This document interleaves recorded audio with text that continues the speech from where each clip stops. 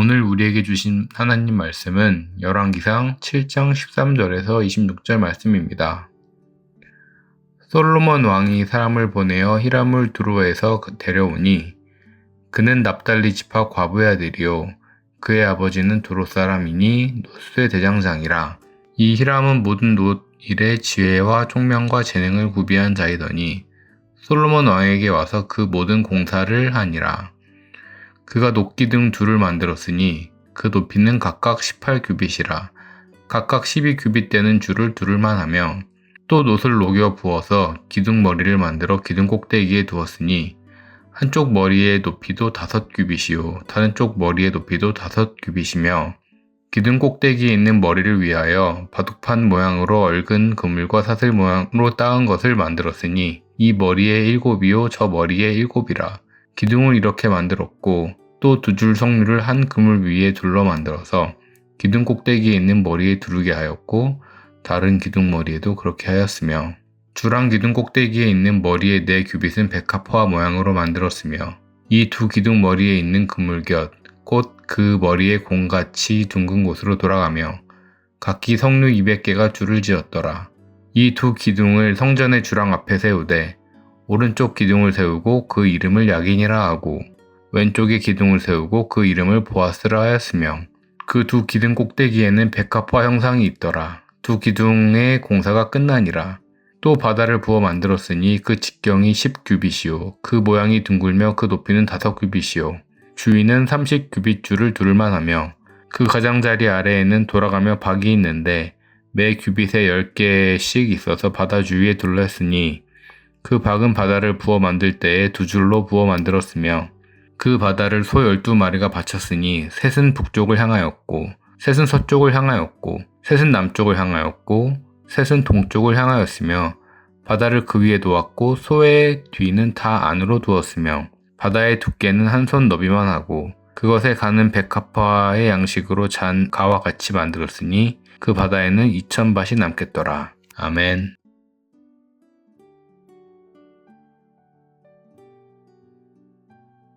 오늘 본문은 솔로몬이 성전에서 사용할 놋 기구의 제작을 시작하는 장면입니다. 여기에는 특별한 인물이 한 명 등장하지요. 바로 두로 사람 히람입니다.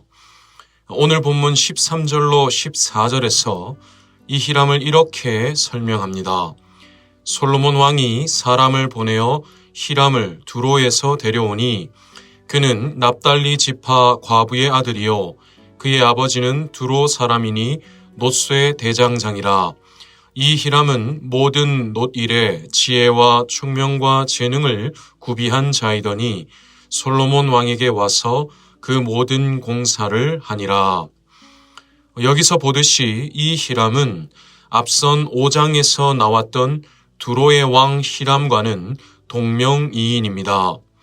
이 히람은 납달리 지파 출신의 과부 어머니 스라에서 자랐고 또 돌아가신 그의 아버지를 따라서 대를 이어 놋의 대장장이로 일하던 사람이었습니다. 그런 히람을 솔로몬이 성전의 모든 놋 기구를 제작하는 책임자로 데려온 것이지요. 여기서 한 가지 질문이 생깁니다. 그렇다면 솔로몬은 어떤 계기로 이 히람을 알게 되었고 또 그를 데려오게 되었을까요? 사실 히람과 솔로몬에게는 아무런 접점이 없습니다. 정확하게는 이 둘은 어떤 접점도 생길 수가 없지요. 출신, 신분, 직업 등 두 사람의 인생의 배경이 전혀 다르기 때문입니다. 히람은 이방인의 아들이고 과부의 아들이며 주목받지 못할 직업의 종사자입니다. 반면에 솔로몬은 일국의 왕입니다. 더구나 당시의 주변의 모든 나라들에게 주목과 존경을 받던 왕이었지요. 이렇게 인생의 배경이 너무나 다른 두 사람이 어떻게 만나서 또 동력을 하게 되었을까요? 아무래도 가장 가능성이 큰 것은 솔로몬의 성전 건축을 적극적으로 도왔던 두로의 왕 히람이 솔로몬에게 이 히람을 추천했을 것이라는 추측입니다. 하지만 성경에는 그런 설명이 직접적으로 나오지는 않지요. 성경에 직접 기록된 히람과 솔로몬의 접점은 한 가지밖에 없습니다. 모든 것이 달랐던 히람과 솔로몬에게 있었던 유일한 공통점이지요. 바로 두 사람 모두 하나님께 지혜를 받았다는 것입니다. 지금까지 보아왔듯이 솔로몬은 하나님께 큰 지혜를 받았습니다. 이 거대한 성전 공사도 하나님께 받은 그 지혜로 감당하고 있지요. 히람도 하나님께 지혜를 받았습니다. 본문 14절에 이 히람은 모든 놋일에 지혜와 총명과 재능을 구비한 자라고 말씀하는데, 이것은 단순히 그의 기술이 뛰어났다는 의미가 아니라 그에게 하나님이 주신 지혜와 능력이 충만했다는 의미입니다. 이것이 성경이 직접적으로 말씀하는 히람과 솔로몬이 동력하게 된 유일한 배경입니다. 그렇다면 여러분, 여기서 히람의 입장과 또 솔로몬의 입장을 생각해 보겠습니다. 먼저 히람의 입장은 어떻습니까? 그는 하나님의 은혜로 이방 땅에서도 여호와 하나님을 믿는 신앙을 가졌습니다. 또 하나님께 받은 지혜로 노스의 대장장이라는 자신의 직업을 감당했지요. 그러는 가운데 어떤 접점도 생길 수 없는 솔로몬 왕에게 부름을 받았습니다. 그럼 솔로몬의 입장은 어떻습니까? 그는 하나님의 은혜로 아버지 다윗의 뒤를 이어 이스라엘의 왕이 되었습니다. 또 하나님께 받은 지혜로 이스라엘의 왕이라는 자신의 직분을 감당했지요. 그러는 가운데 어떤 접점도 생길 수 없는 히람을 알게 되고 그의 힘을 빌어서 성전의 놋기구를 은혜롭게 제작하게 됩니다. 결국 히람과 솔로몬은 각자 자신들의 자리에서 하나님께 받은 지혜로 자신들의 일을 감당하다가 하나님의 인도하심이라고 밖에는 설명할 길이 없는 그 계기를 통하여 함께 만나서 하나님의 일을 동력하게 된 것입니다. 사랑하는 여러분, 저와 여러분 모두도 하나님께 이런 복을 받게 되기를 진심으로 소망합니다. 바로 지혜의 복과 만남의 복이지요. 지혜의 복 자체도 중요하지만 그 위에 만남의 복이 더해지는 것이 중요합니다. 오늘 히람처럼 하나님이 나에게 지혜의 복을 주셔서 내 일에 뛰어난 실력을 가졌어도 정말로 그 가치가 발휘되려면 솔로몬과 같이 나를 불러주는 사람을 만나야 합니다. 또 오늘 솔로몬처럼 하나님이 나에게 지혜의 복을 주셔도 내가 모든 일에 뛰어날 수는 없기 때문에 히람과 같이 내가 부족한 부분을 채워줄 사람을 만나야 하지요. 하나님께서 우리 모두에게 이런 복을 허락해 주시기를 진심으로 소망합니다. 그럴 때 우리가 반드시 기억해야 할 것이 있습니다.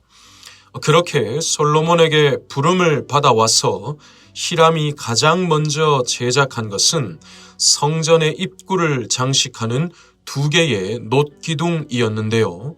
본문 21절에 그 기둥들을 이렇게 설명합니다. 이 2 기둥을 성전의 주랑 앞에 세우되 오른쪽 기둥을 세우고 그 이름을 야긴이라 하고 왼쪽에 기둥을 세우고 그 이름을 보아스라 하였으며, 이 2 기둥의 이름, 즉 야긴과 보아스의 뜻이 중요합니다. 야긴은 그가 세우신다는 뜻이고 보아스는 그에게 능력이 있다라는 뜻입니다. 즉 오직 하나님께서 이 나라를 세우시고 지키신다는 것이죠. 사랑하는 여러분, 우리가 하나님께 지혜의 복과 만남의 복을 받아 누릴 때 그런 중에도 이 고백을 절대로 잊지 말아야 합니다. 오직 하나님이 우리의 모든 것을 세우신다는 것입니다. 나에게 지혜를 허락하신 분도 하나님이시고 또 때마다 합당한 만남을 허락하신 분도 하나님이시기 때문이지요. 이 믿음의 고백 위에서 지혜의 복과 만남의 복을 누리게 하여 주시기를 진심으로 소망합니다. 특별히 우리의 가정에 이런 은혜가 있기를 진심으로 소망합니다. 지난 주일에 시편 127편 본문을 통해서 하나님이 집을 세우신다고 하는 진리를 말씀으로 받았습니다. 우리 서문의 모든 가정들이 하나님이 우리의 가정을 세우시고 지키신다는 진리를 믿음으로 고백하고 그 믿음의 고백 위에서 하나님이 주시는 지혜의 복과 만남의 복을 충만히 누릴 수 있기를 진심으로 축복합니다. 말씀을 마무리하겠습니다. 저의 아버지는 목사님이십니다. 저희 아버지는 매일 새벽 기도를 마치고 집에 들어오실 때 제일 먼저 제 방에 들어오셔서 제 머리에 손을 얹고 기도를 해 주셨습니다.